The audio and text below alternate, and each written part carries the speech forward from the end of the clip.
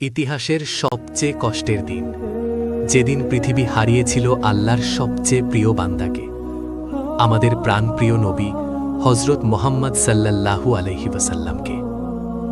নবীজি তখন মারাত্মক অসুস্থ, জ্বর, দুর্বলতা, শরীর আর সঙ্গ দিচ্ছে না।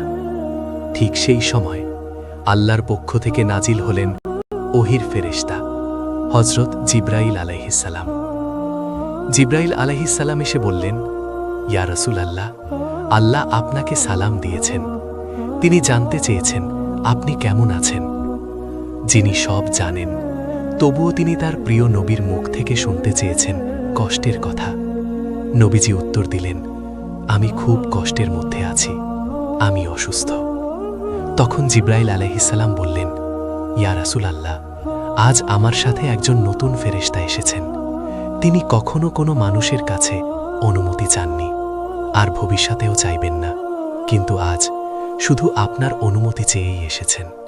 সে ফেরেশতার নাম মালাকুল মউত।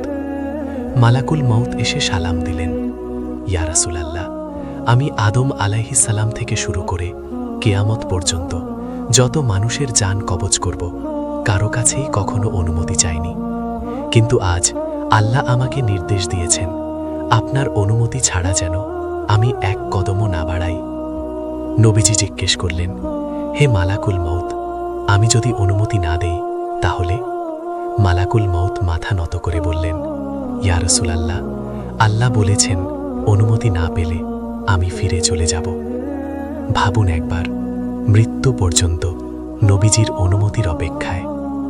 এই সম্মান শুধু একজন মানুষের জন্য, নবী মোহাম্মদ সাল্লাল্লাহু আলাইহি ওয়াসাল্লাম। আল্লাহু আকবার।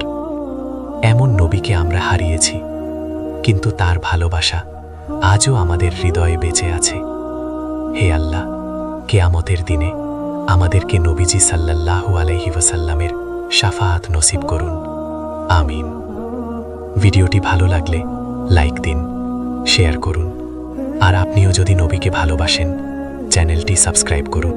আর আপনারা যদি আল্লাহকে ভালোবাসেন, কমেন্টে আল্লাহ লিখে যাবেন।